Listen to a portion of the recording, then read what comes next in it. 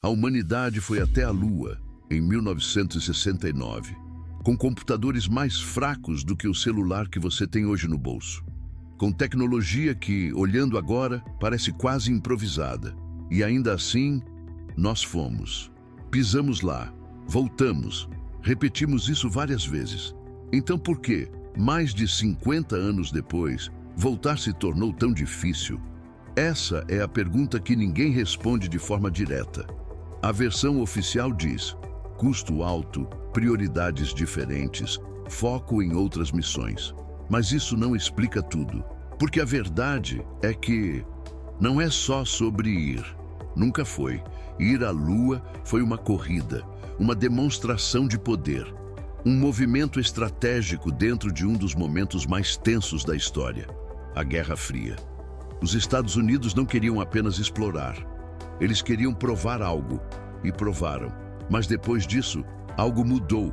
As missões continuaram até 1972, e então, silêncio. Nenhuma base lunar, nenhuma continuação ambiciosa. Nada. Você não acha estranho? Porque, logicamente, o próximo passo seria ficar, construir, expandir, transformar a Lua em um ponto de apoio para ir ainda mais longe. Mas não, a humanidade simplesmente parou. E é aqui que a narrativa começa a ficar desconfortável.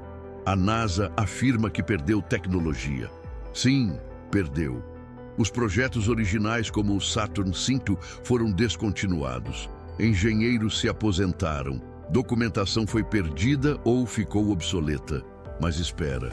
Como uma civilização capaz de ir à Lua perde a capacidade de voltar? Não é como esquecer um caminho. É como esquecer como andar. E isso não faz sentido. Ou faz, porque talvez o problema nunca tenha sido apenas tecnológico. Talvez seja algo mais profundo. Voltar para a Lua hoje não é só repetir o passado. É enfrentar desafios completamente diferentes. Antes, o objetivo era chegar rápido e sair. Agora, a proposta é ficar. E isso muda tudo. Radiação constante, temperaturas extremas, falta de atmosfera, poeira lunar que destrói equipamentos. A Lua não é só um destino. Ela é um ambiente hostil o tempo todo, e manter humanos vivos lá por longos períodos é um problema que ainda não foi totalmente resolvido. Mas mesmo assim, com toda a tecnologia atual, inteligência artificial, novos materiais, foguetes reutilizáveis, ainda parece que estamos lutando para voltar ao ponto onde já estivemos. Por quê? Será que realmente regredimos? Ou será que aquilo que foi feito no passado não foi tão simples quanto parece? E se a ida à Lua não foi apenas uma conquista tecnológica, mas algo que aconteceu em condições únicas, que nunca mais se repetiram? Pensa nisso, porque quanto mais você analisa, menos essa história parece linear, e mais ela começa a parecer um quebra-cabeça incompleto. Agora você precisa olhar para isso por outro ângulo. Não como alguém que aceita a história, mas como alguém que começa a desconfiar dela. Porque quanto mais você aprofunda, mais detalhes começam a incomodar. Vamos falar de dinheiro. Na época das missões Apollo, a NASA recebia algo em torno de 4% de todo o orçamento federal dos Estados Unidos. Hoje, menos de 0,5%. Pausa. Você percebe o que isso significa? Naquele período, praticamente qualquer recurso necessário era liberado, sem grandes questionamentos, sem limites reais, era prioridade máxima. Agora, compare com hoje. A NASA precisa disputar verba, justificar cada decisão, equilibrar dezenas de projetos ao mesmo tempo. Exploração de Marte, telescópios espaciais, estações orbitais, parcerias comerciais, voltar à Lua. É só mais um item na lista. E isso muda completamente o jogo, porque o programa Apollo não era eficiente, ele era urgente. Existe uma diferença enorme aí. Urgência ignora custos. Eficiência? Não. E talvez seja exatamente isso que trava tudo hoje. Mas tem mais. Muito mais. A tecnologia que levou o homem à Lua não foi simplesmente atualizada, ela foi abandonada. O foguete Saturn V, ainda hoje, é um dos mais poderosos já construídos, e mesmo assim, ele não existe mais, não foi evoluído, não foi mantido, foi descartado. Agora pensa comigo, se você tivesse uma máquina capaz de fazer algo histórico, você simplesmente jogaria fora? Ou você melhoraria? A resposta parece óbvia, mas não foi isso que aconteceu. E então surge outro ponto estranho: a dependência moderna. Hoje, a NASA não trabalha sozinha. Empresas privadas como a SpaceX entraram no jogo e mudaram completamente a dinâmica. Foguetes reutilizáveis, custos mais baixos, mais lançamentos. Tudo parece mais avançado, mas ao mesmo tempo mais fragmentado. Antes, havia uma única missão clara. Agora, existem interesses múltiplos. E quando muitos interesses se cruzam, decisões ficam mais lentas, mais complexas, mais políticas. E isso nos leva a outro detalhe que quase ninguém comenta: risco. Durante o programa Apollo, o risco era absurdo. Astronautas embarcavam em missões onde a chance de falha era real, muito real. E mesmo assim, eles iam. Hoje, uma única falha pode cancelar anos de planejamento, gerar crises públicas, pressão política, cortes de orçamento. O mundo mudou. A tolerância ao risco praticamente desapareceu. E isso cria um paradoxo. Temos tecnologia melhor, mas menos liberdade para usá-la. Temos mais conhecimento, mas menos margem para errar. E no espaço, errar uma vez é suficiente. Então, talvez, voltar à Lua não seja mais difícil porque esquecemos como fazer.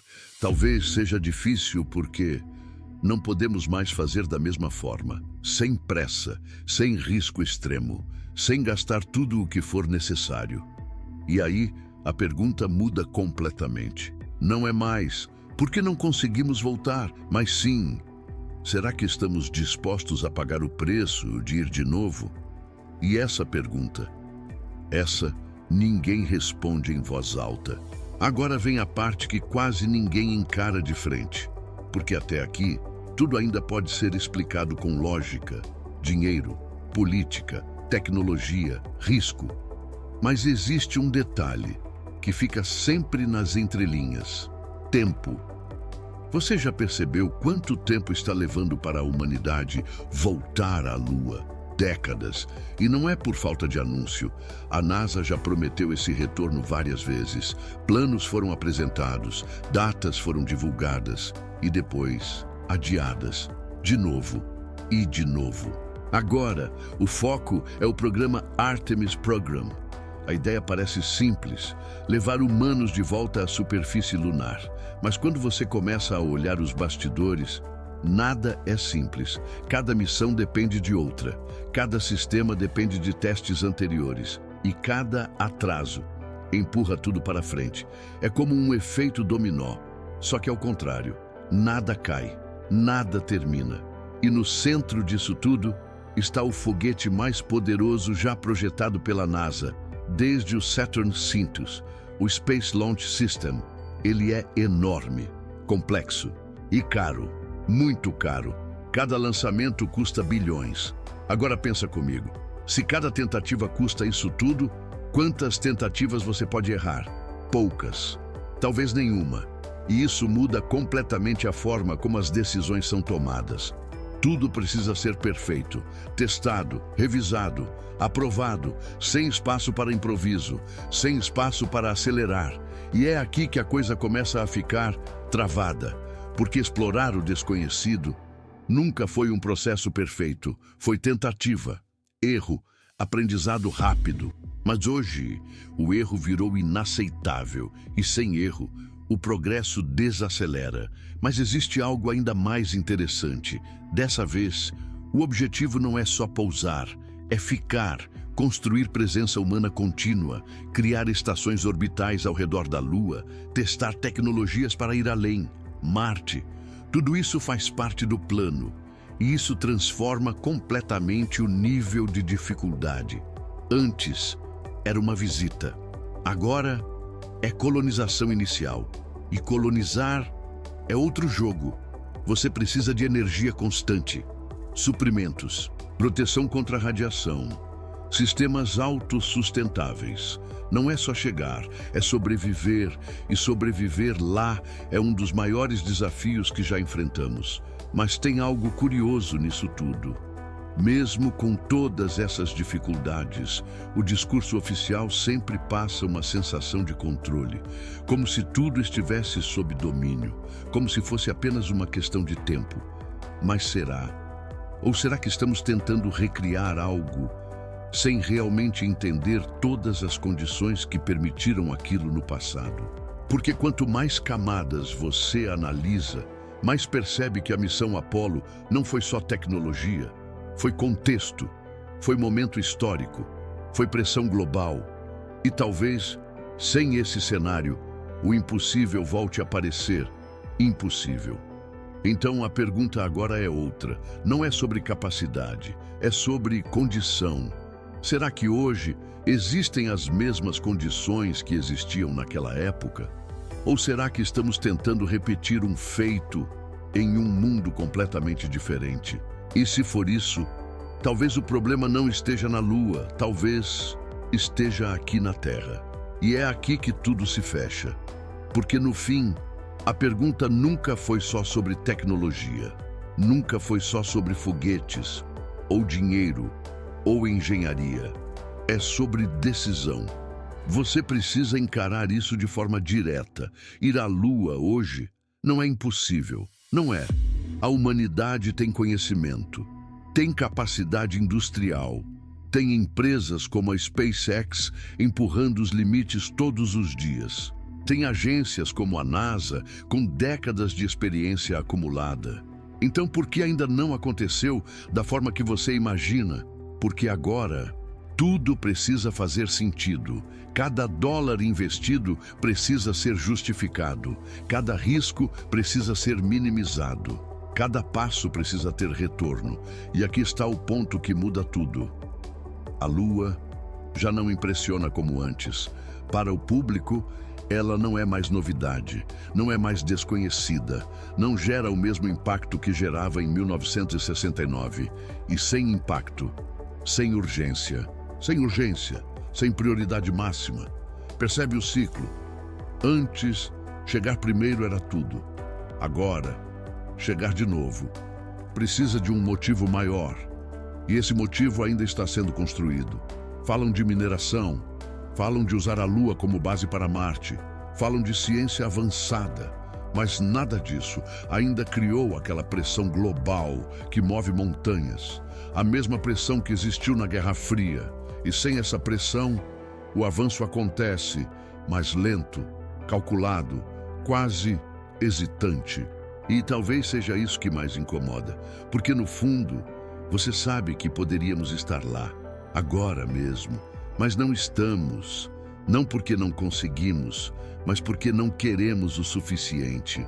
Ou pelo menos, não da mesma forma que antes. E isso revela algo maior.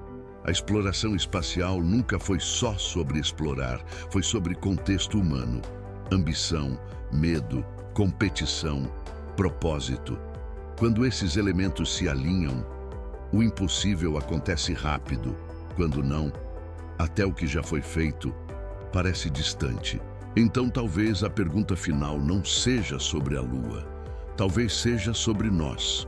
O que mudou na humanidade, que fez o maior salto da nossa história, se transformar em algo que ainda estamos tentando repetir? E se a resposta não estiver no espaço, mas na forma como escolhemos olhar para ele, porque a Lua ainda está lá, silenciosa, imutável, esperando. A única coisa que realmente mudou foi a gente.